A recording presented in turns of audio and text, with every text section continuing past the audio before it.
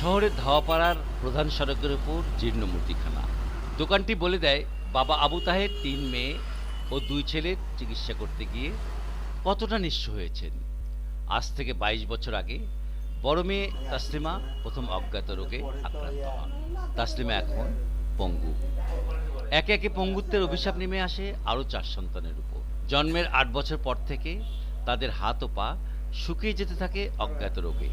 সব বিক্রি করে আস্তে আস্তে নিশ্চয়ই হয়ে গেছি আর কি। এখন খালি বাড়ি ছাড়া আর কিছু নেই। সরকার যদি আমার বাচ্চা কাচ্চার দিকে একটু সুদৃষ্টি দিয়ে যদি একটু সুচিকিৎসার ব্যবস্থা করে দিত। দর্শনে মাস্টার্স ফাইনাল পরীক্ষাকে চ্যালেঞ্জ হিসেবে নিয়েছে তাসলিমার আরেক বোন তহমিনা। ওর ছোট ২ ভাই আসাদুজ্জামান এবং সুমনও কলেজে পড়ছে একই রকম বিশ্বাস নিয়ে। কিন্তু সবার ছোট যে বোনটা তানজিলা স্কুলের গণ্ডি পেরোনোর আগেই শয্যাশায়ী সে। চোখের পানিই যেন তার মনের ভাষা। ঢাকা নিউরো সায়েন্স হসপিটালে যাওয়া হয়েছে, দেখা হয়েছে, কিন্তু তারা বলছে যে এটা আমাদের দ্বারা সম্ভব না। যদি উন্নত মানের চিকিৎসা হয় তাহলে সেই ক্ষেত্রে এটা ভালো হওয়ার সম্ভাবনা অনেকটাই আছে। কোনো উন্নতি হচ্ছে না চিকিৎসা করে, শুধু অবনতি হচ্ছে। এই ২২ বছরেও কেউ খোঁজ নেয়নি অসহায় পরিবারটির। এটিএন নিউজের তৎপরতার বিষয়টি জানতে পেরে তড়িঘড়ি করে সমাজসেবাফিস তাদের তালিকা তৈরি করা শুরু করেছে।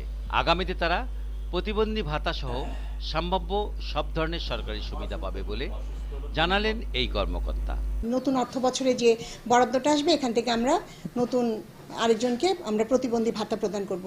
এছাড়া আমাদের ক্ষুদ্র ঋণ প্রকল্প থেকে আপনার তার বাবার নামে সুদমুক্ত যে ঋণ, আমাদের সমাজসেবায় যে ঋণটা, সেখান থেকে ২০,০০০ টাকা ওনাকে ঋণ প্রদান করা হয়েছে।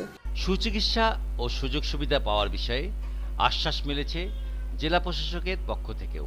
আমরা আমাদের সর্বোচ্চ চেষ্টাটা করব কিভাবে পরিবারটিকে সহযোগিতা করা যায়। তারা যদি প্রতিবন্ধী ভাতা পাওয়ার মতো যোগ্য হয় বা অন্য কোনো সামাজিক নিরাপত্তা কর্মসূচির মধ্যে যদি তাদেরকে নিয়ে আসা যায়, সেই চেষ্টাটি আমরা করব।